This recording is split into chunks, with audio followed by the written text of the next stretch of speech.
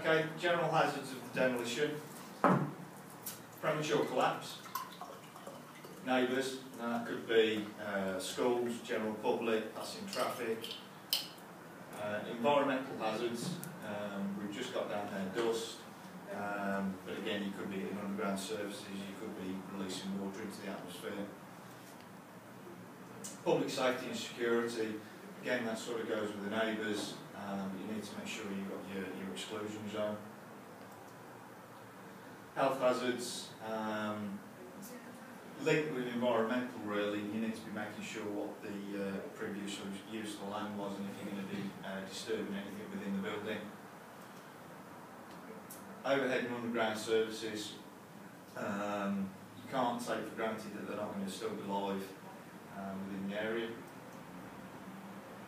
Flammable materials, e.g. gases, that could just be that the building was used for storage of flammable or toxic materials prior, or it could be linked again with the underground or any overhead services. Noise and vibration, generally during demolition you can't do it very quietly, so therefore we haven't got a risk of the noise and vibration.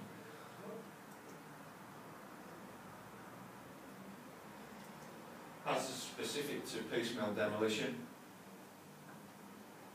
That's not really a hazard. No, that's a description, but you probably got that from the video already. So. Yeah, we're using hand tools or machines to reduce the height of a structure or building gradually. We've shown a picture of a wrecking ball there, but I'm pretty sure they've been outlawed now. Very, very rare. Yeah, you tend to use nibblers, yeah. Not a glove puppet. Okay, but obviously even using the nibbler type machinery, you've still got a chance of falling objects.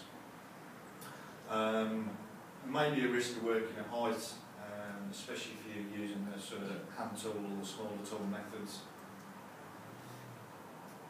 Access can obviously be a big problem. That's access for working at height, but also access to the general area. Even though it's piecemeal and it's more controlled, there's still a risk where there could be an uncontrolled collapse.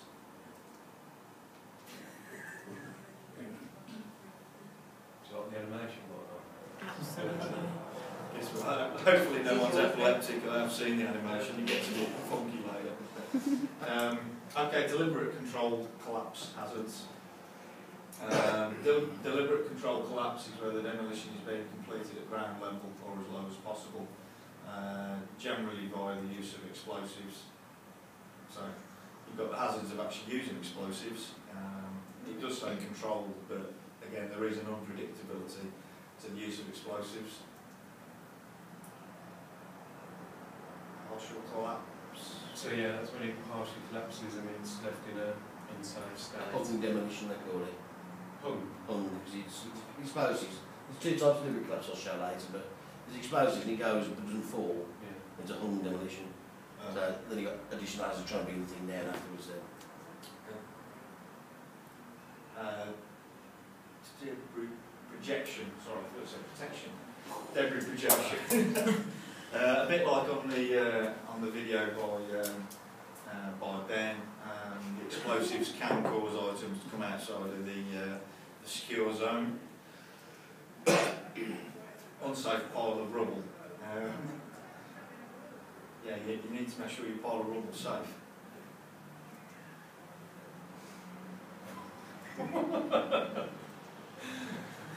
Right, do you want me to do the precautions then?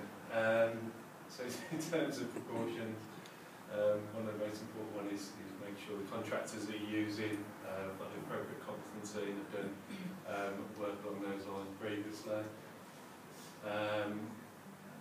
Important one is obviously the demolition survey, so you're looking at the location, what things you've got in close vicinity, what the type of the structure is, any health hazards, which is asbestos, as you mentioned earlier, and also access and egress for the site. When you're obviously carrying out the works, what to do with the permit to work, permit to work situation with risk assessments and method statements. Make sure the security of site, so fencing around. Generally, it's recommended that it's at least 2 metres high to stop any of the debris escaping, and then protection from noise and dust. So in dust, it's dampening and stuff like that, and noise, I suppose, just let your neighbours know you have a bit of noise. In terms of the exclusion zone, you need to make sure that that's further enough away from the building, otherwise you get books falling on them. Communication notification, obviously, could cause a lot of disruption, so it's important to get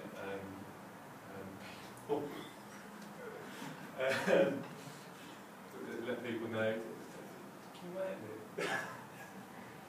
And obviously, the most important precaution of all. There was Elliot in the jacuzzi last night. Yeah, obviously, we just threw it in, to be honest. We had to get in there somewhere. And then there's a little lamp exploding in the building. Right, there's some of this. Some of the specific precautions to be taken for the different types of demolition. Piecemeal first, so obviously falling objects, obviously make sure that you've got exclusion zones, potential to have screening or nets as well to stop things escaping from the side. Working at height, so yeah, potentially using harnesses where appropriate, make sure you're using appropriate access. Yeah, access.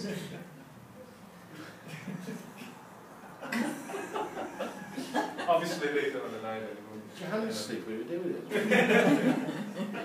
So, let's use this. Use the controlled collapse, so think about collapsing. Explosives.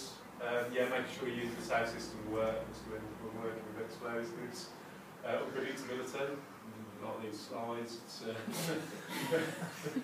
hard to know what's going to go on, so it's obviously a lot of work that needs to go into making sure that the explosive used do what they're meant to. Partial collapse, yeah, close your roads, making sure that the air is cool enough. Clearing zones, again, as we've mentioned, potential dust dampening, and unsafe pile of rubble. It's basically, obviously, you've got big pile of rubble, and if you've got people walking over the top of it, there could be unsafe areas. So, in summary, demolition is a dangerous project and needs to be managed effectively to ensure that the house is brought down in a safe and controlled manner. Any questions? My colleague Gabriel. Very good.